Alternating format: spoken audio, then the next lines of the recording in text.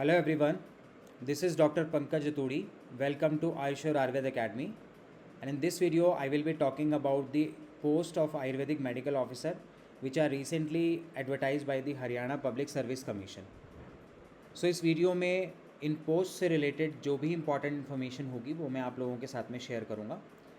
First of all, on the very first page, you can see the opening date and closing date for the submission of online application. तो ये जो form filling है already 22 जून से start हो गई है और इसकी जो लास्ट डेट है वो 12 जुलाई 2024 शाम को 5 बजे तक है. तो आप 12 जुलाई शाम को 5 बजे तक ये इंश्योर कर लें कि आपने इस फॉर्म को भर लिया है अगर आप इस फॉर्म को भरना चाहते हैं.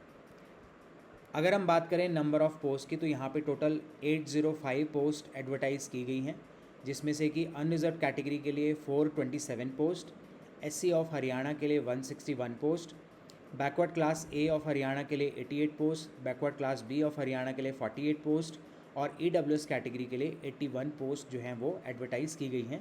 इसके अलावा जो एक्स सर्विसमैन की general, SC, backward class A, backward class B और अदर कैटेगरी है उनके लिए भी रिस्पेक्टिवली 25, 8, 5, 3 और 32 पोस्ट जो हैं वो ईच कैटेगरी में रखी गई हैं. अगर हम बात करें इसेंशियल क्वालिफ़िकेशन की तो इसेंशियल क्वालिफ़िकेशन इसमें बीएमएस की डिग्री होने वाली है. किसी भी रिकॉग्नाइज यूनिवर्सिटी या किसी भी रिकॉग्नाइज इंस्टीट्यूट से अगर आपने बीएमएस की डिग्री की है तो आप इस पोस्ट के लिए अप्लाई कर सकते हैं. और उसके अलावा आपको मैट्रिक यानी कि 10th स्टैंडर्ड तक की हिंदी की नॉलेज होनी चाहिए. यहाँ पर एक बहुत इंपॉर्टेंट पॉइंट है जो आपको ध्यान में रखना है कि फॉर्म फिल करने से पहले आपके पास हरियाणा सिस्टम ऑफ मेडिसिन के रजिस्टर में रजिस्ट्रेशन होना बहुत इंपॉर्टेंट है. इसके बिना आप इस पोस्ट के लिए अप्लाई नहीं कर सकते. तो जब भी आप इस फॉर्म फिलिंग को करें या पोस्ट के लिए अप्लाई करें तो प्लीज़ इंश्योर कि आपने हरियाणा बोर्ड में रजिस्टर कर लिया है. Okay, this is very very important. Then अगर हम बात करें डॉक्यूमेंट्स की तो जो भी आपके एसेंशियल क्वालिफ़िकेशन से रिलेटेड सर्टिफिकेट्स हैं, एक्सपीरियंस है, डोमिसाइल है या कास्ट सर्टिफिकेट है वो आपके पास क्लोजिंग डेट से पहले होना चाहिए. तो क्लोजिंग डेट जो है वो 12 जुलाई है. उससे पहले आप ये इंश्योर कर लें कि आपके पास सारे डॉक्यूमेंट्स प्रेजेंट हैं. जैसे कि हम एग्जांपल लेते हैं कि ईडब्ल्यूएस का सर्टिफिकेट जो है वो हर साल रिन्यू करना होता है. तो आप ये इंश्योर ज़रूर कर लें कि आपने उस डेट से पहले उसको रिन्यू कर लिया है. अगर हम बात करें शॉर्टलिस्टिंग क्राइटेरिया की तो यहाँ पर बहुत सारे मेथड्स हैं जिनको शॉर्टलिस्टिंग क्राइटेरिया में वो अडॉप्ट कर सकते हैं. लाइक कि बीएमएस की परसेंटेज को एक क्राइटेरिया बना सकते हैं या फिर बीएमएस के परसेंटेज के अकॉर्डिंग वो वेटेज डिसाइड कर सकते हैं कि लेट्स सपोज 60 to 70% वाले जो कैंडिडेट हैं उनको 5 मार्क्स की वेटेज, 70 to 75% के बीच के जो कैंडिडेट हैं उनको 10 मार्क्स की weightage and so on. Then वो डिज़ायरेबल क्वालिफ़िकेशन अगर वो फ्यूचर में कोई रखते हैं तो उसको एक क्राइटेरिया बना सकते हैं. या हायर क्वालिफ़िकेशन अगर किसी कैंडिडेट के पास है लाइक पोस्ट ग्रेजुएट डिग्री है या पीएचडी डिग्री है तो इसको एक क्राइटेरिया बना सकते हैं. और लास्ट जो पॉइंट उन्होंने दिया है कि they can hold a recruitment test as well, तो वो वहाँ पर एक रिटन टेस्ट भी करा सकते हैं. और इन सभी क्राइटेरिया में से जो भी क्राइटेरिया वो अडॉप्ट करेंगे उसके बेस पे वो कैंडिडेट को शॉर्टलिस्ट करेंगे. यूजुअली जो शॉर्टलिस्टिंग होती है वो एक पोस्ट के अगेंस्ट 3 कैंडिडेट्स के रेशियो में होती है. तो 1:3 आप ये एज्यूम कर सकते हो कि इतने नंबर ऑफ़ कैंडिडेट को वो शॉर्टलिस्ट करेंगे. अगर हम बात करें पे स्केल की तो इसमें जो बेसिक सैलरी है वो 47,600 है, जो कि 4800 ग्रेड पे को करस्पॉन्ड करती है. और नियरली जो सैलरी है वो 70 to 75,000 पर मंथ यहाँ पर रहने वाली है. अगर हम बात करें रिज़र्वेशन की तो रिज़र्वेशन में एक बहुत इंपॉर्टेंट पॉइंट जो कि फ़ीमेल्स को ध्यान में रखना है कि उनका जो रिज़र्वेशन सर्टिफिकेट है वो उनके पेरेंटल साइड का यहाँ पर एक्सेप्ट किया जाएगा, not from the husband side. तो लेट्स सपोज अगर किसी अनरिज़र्व कैटेगरी की फ़ीमेल का एक रिज़र्व कैटेगरी के कैंडिडेट से शादी होती है और वो अपने इन लॉस का कास्ट सर्टिफिकेट प्रोड्यूस करती है तो वो यहाँ पर एक्सेप्टेबल नहीं होगा. जो उनके पेरेंटल साइड का सर्टिफिकेट है चाहे वो जिस भी कैटेगरी को बिलोंग करती हो, ओबीसी, एससी या अनरिजर्व, वही सर्टिफिकेट यहाँ पर कंसिडर किया जाएगा. तो ये इंपॉर्टेंट पॉइंट है जो फीमेल्स को ध्यान में रखना है. अगर हम बात करें यहाँ पर ईडब्ल्यूएस सर्टिफिकेट की तो ईडब्ल्यूएस सर्टिफिकेट जो है आपका लेटेस्ट ईयर 2022-4 से 24 तक वैलिड होना चाहिए. और ईडब्ल्यूएस के क्राइटेरिया में आपकी फैमिली इनकम जो है वो 6 लाख से कम होनी चाहिए. अगर हम बात करें एज कैलकुलेशन की तो यहाँ पर जो एज का क्राइटेरिया है वो आपका मिनिमम एज 23 ईयर्स और मैक्सिमम एज जो है वो 42 ईयर्स होनी चाहिए।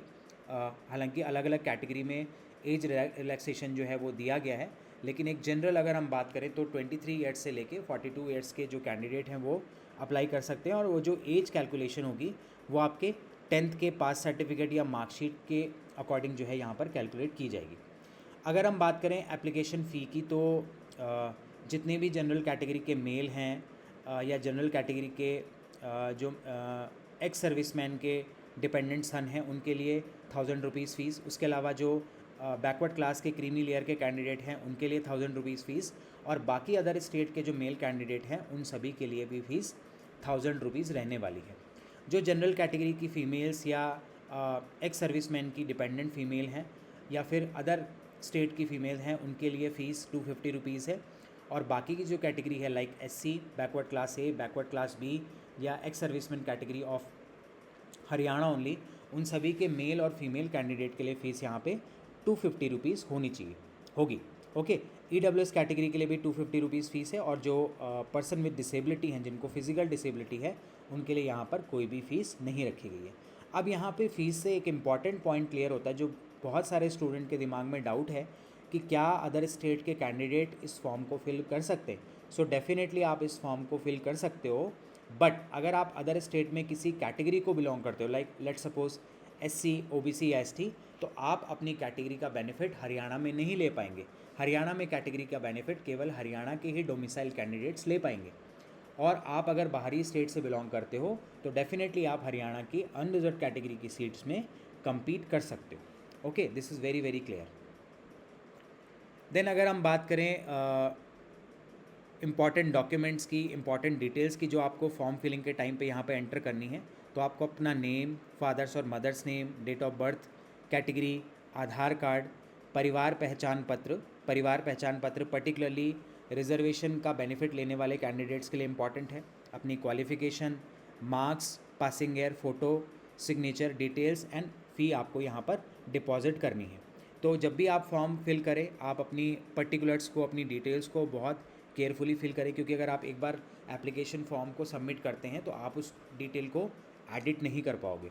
ऑल्दो यहाँ पर एक पॉइंट मेंशन किया गया है कि अगर आपने कोई चीज़ गलत भर दी है तो आप दोबारा फॉर्म फिल कर सकते हो, और उस सिनारियो में जो आपने बाद में फॉर्म भरा है या जो आपका लेटेस्ट फॉर्म कमीशन को रिसीव होगा वही आपका फाइनली कंसिडर किया जाएगा।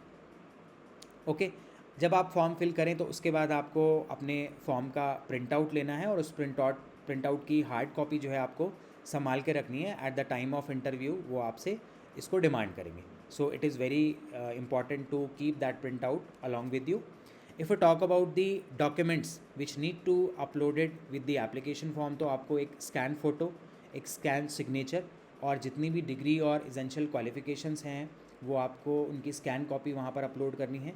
फिर पॉइंट नंबर 4 से लेके पॉइंट नंबर 9 तक के जो सर्टिफिकेट्स हैं वो रिजर्व कैटेगरी के कैंडिडेट्स के लिए हैं, like SC, backward class A, backward class B, EWS, dependent of ex serviceman या फिर ex serviceman, dependent of freedom fighter, person with disability. ये सभी जो सर्टिफिकेट हैं वो उन कैंडिडेट्स के पास होने चाहिए जो भी वो इन कैटेगरीज़ का बेनिफिट लेना चाहते हैं। आपको आधार कार्ड की स्कैन कॉपी डालना मैंडेटरी है। परिवार पहचान पत्र उन लोगों के लिए जो रिजर्वेशन का बेनिफिट लेते हैं। अगेन हरियाणा डोमिसाइल सर्टिफिकेट, ये भी उन लोगों के लिए है जो रिजर्वेशन का बेनिफिट लेंगे। जो लोग आउटर स्टेट से बिलोंग करते हैं उनको हरियाणा का डोमिसाइल रिक्वायर्ड नहीं होगा, they can compete against the unreserve category. Then आपके पास हरियाणा रजिस्ट्रेशन होना चाहिए, है ना। हरियाणा मेडिकल बोर्ड में आपको रजिस्टर करके उसका रजिस्ट्रेशन सर्टिफिकेट वहाँ पर स्कैन करके फॉर्म में डालना है। और अगर आप हरियाणा के किसी गवर्नमेंट ऑर्गेनाइजेशन में पहले से वर्क कर रहे हैं तो आपको एक HOD से NOC सर्टिफिकेट इशू करा करके उसकी भी स्कैन कॉपी वहाँ पर डालनी होगी।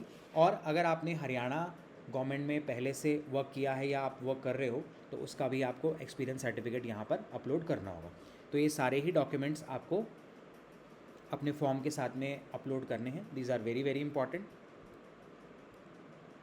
देन अगर हम बात करें कि अगर आपको इस फॉर्म फिलिंग से रिलेटेड कोई भी डाउट होता है तो आप हरियाणा के ऑफिशियल्स, HPSC के जो ऑफिशियल्स हैं उनको हाईलाइटेड फ़ोन नंबर पे या हाईलाइटेड ईमेल आईडी पे कांटेक्ट कर सकते हो। in any working day you can contact them between the 10 a.m. and 4 p.m. Okay, so if you have any doubt you can ask them directly.